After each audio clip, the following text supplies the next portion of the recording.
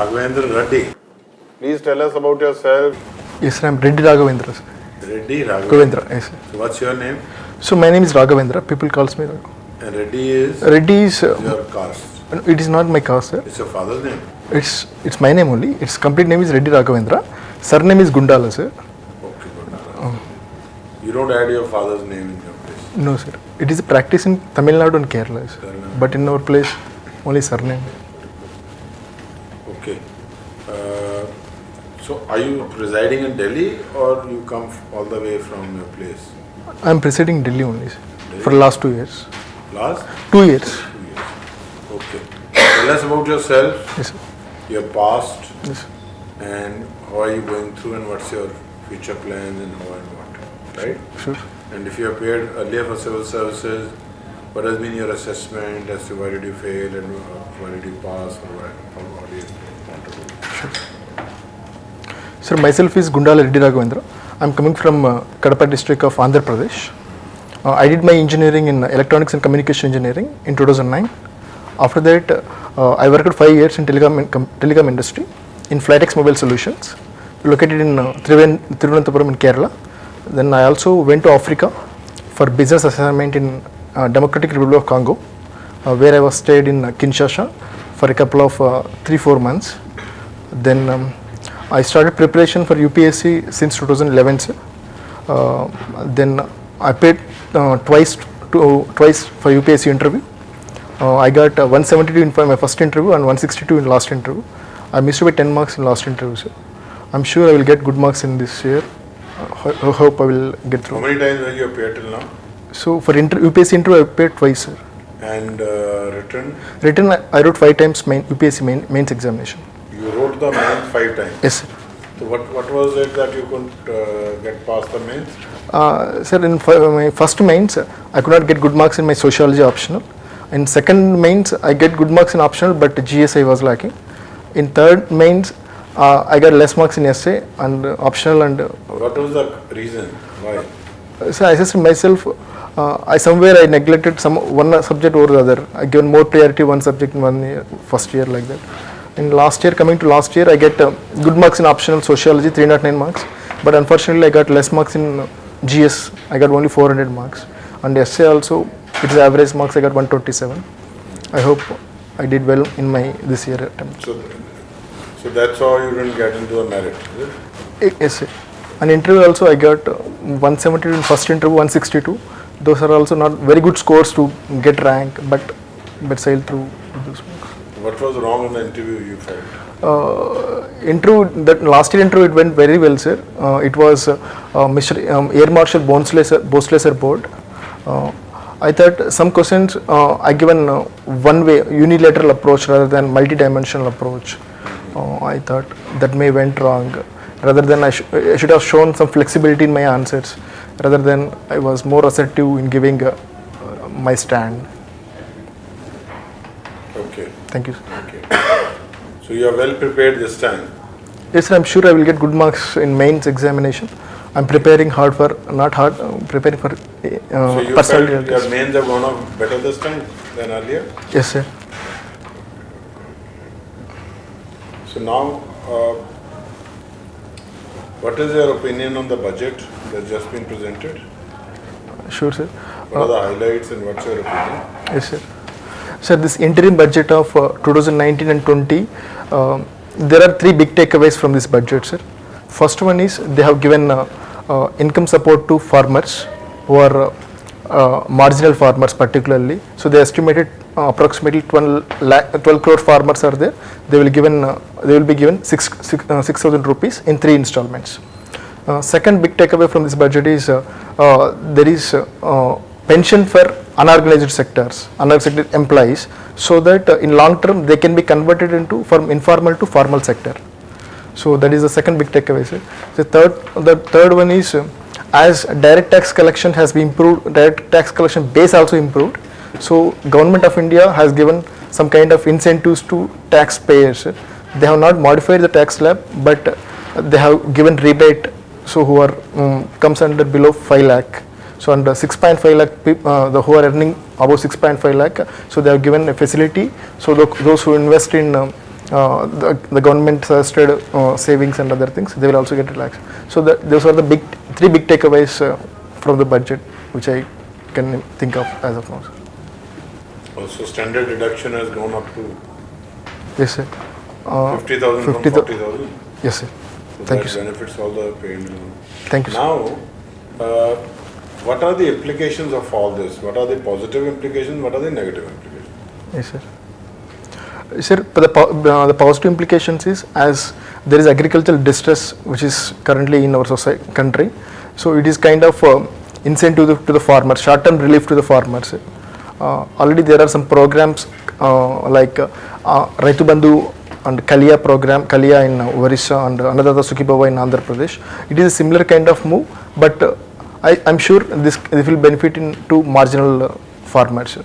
Secondly, sir, as post demonetization, it is said that our economy is also improving from informal to formal sector by giving this kind of assured pension, 3,000 rupees post 60 years.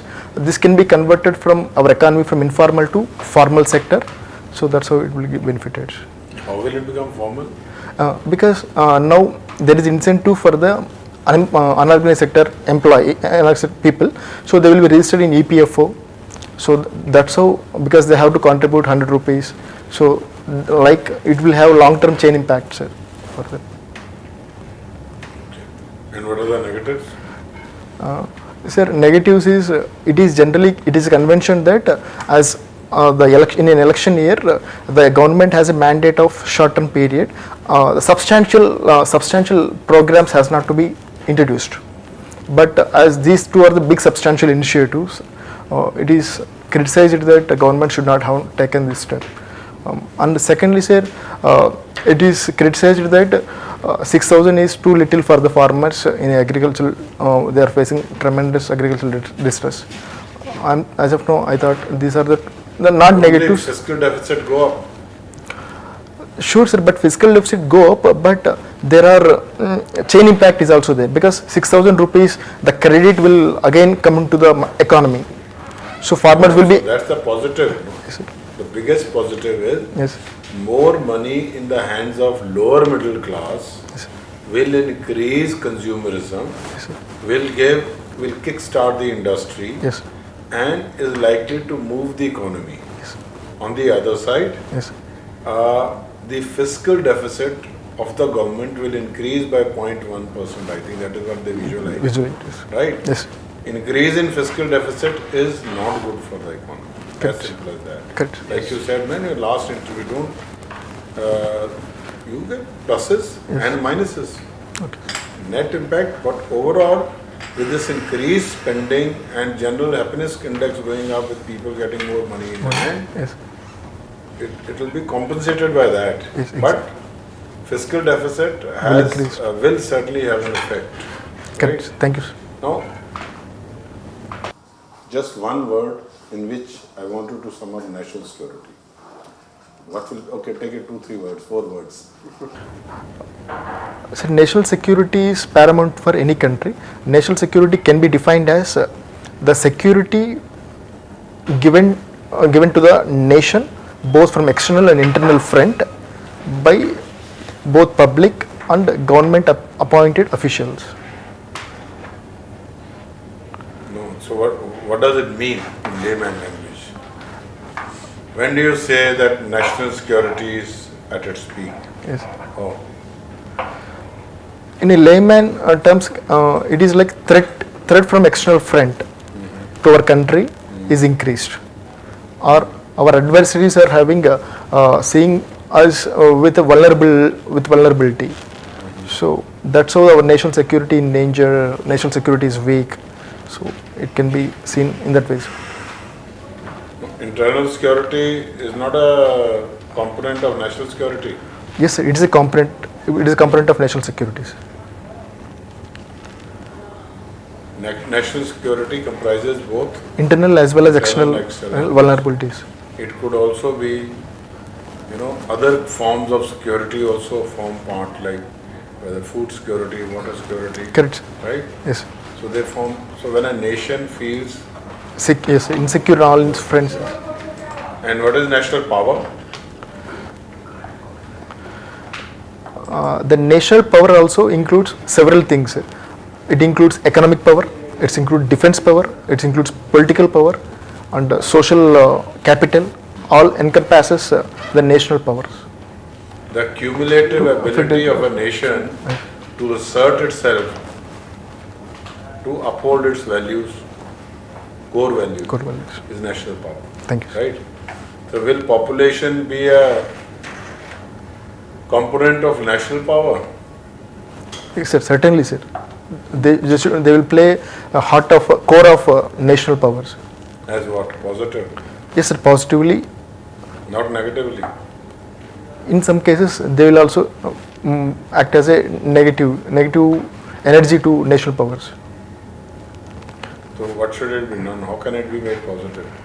It can be made positive from starting childhood onwards, sir. The value-based education, the nationalism, the values of nationalism, the preamble values has to be inculcated from childhood onwards. Then the population becomes an asset, Yes, sir. even if it is unemployed. No, sir. My point is saying that those negative energies can be converted into positive energies By prop- sermon, Sir, by giving sermons and all that. sir, it's not about sermon, sir. By good socialization, good socialization from childhood. Population Yes, can be asset, what do you call it?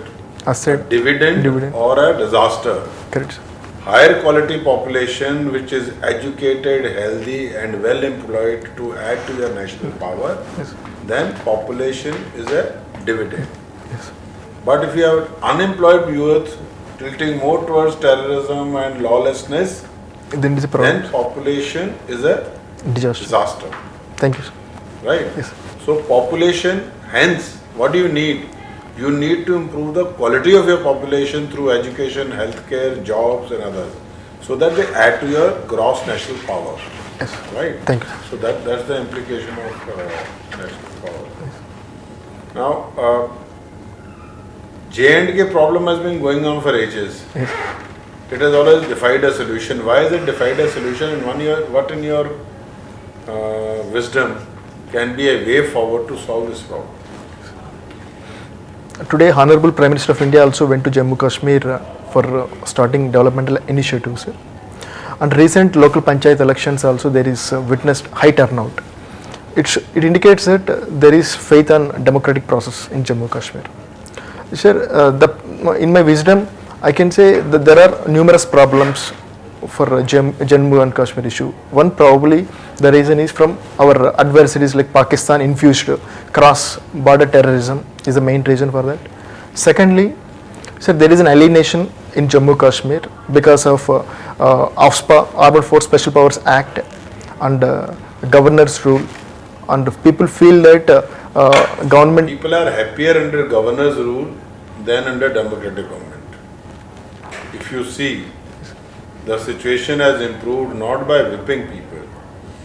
There has been, after governor's rule, I don't think people are unhappy.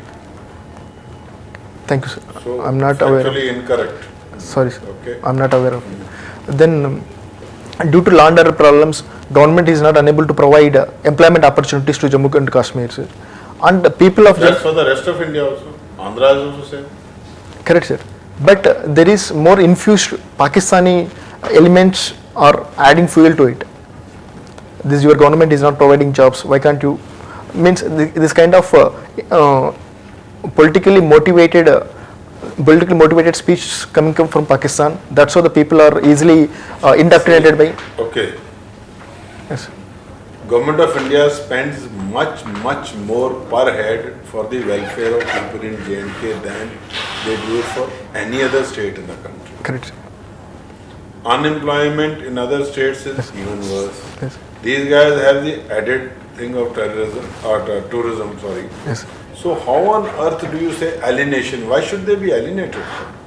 Sir, alienation is due to there is lack of political decentralization, political autonomy, which they got more autonomy than other states.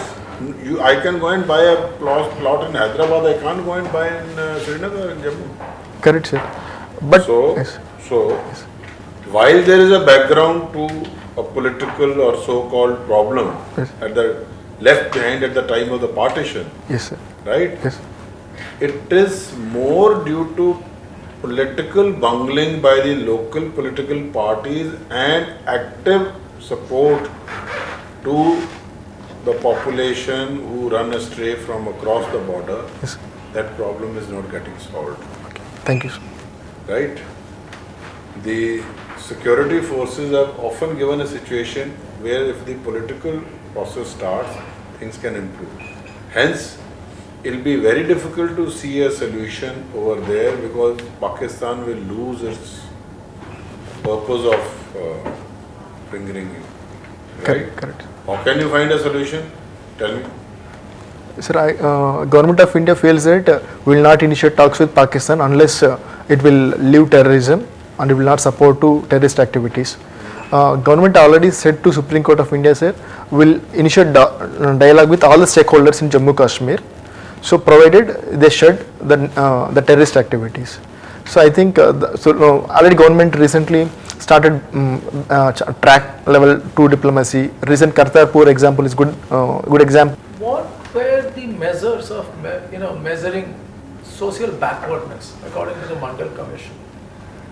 So they have measured in terms of social backwardness and educational backwardness. Right. Excellent. Yes. Yes. They have not taken economy as a criteria to measure this backwardness. Right. And how many castes did they identify as belonging to the OBC? So I faintly remembered the exact number, but I'm not sure. Yeah, try. Give it a try. It's approximately 8,000 castes. 8,000? Yes. Oh, Sorry, sir. much lower than that. Sorry. So it's around 3,744, whatever. Check the numbers again. Thank you. But what has happened since then? How have we tried to redefine caste backwardness? Yes. Have you read the ways in which Mandal Commission did actually measure caste backwardness? Have you read that report? No, or sir. even a kind of anywhere where it has been presented? No, I have not read exact reports, sir, but media reports indicate the Mandal Commission said so. That's how I came to know Mandal Commission because So recent. on which census did they base their reports on? Because the Mandal Commission report came up in when? It came up 1960s, sir. 1960, Are you sure? 1960s or 70s. I think yes. Why Reddy caste is so powerful in Andhra Pradesh and Telangana? Yes. So Reddy caste is basically the land holding caste. They're the dominant caste in Andhra Pradesh and Telangana.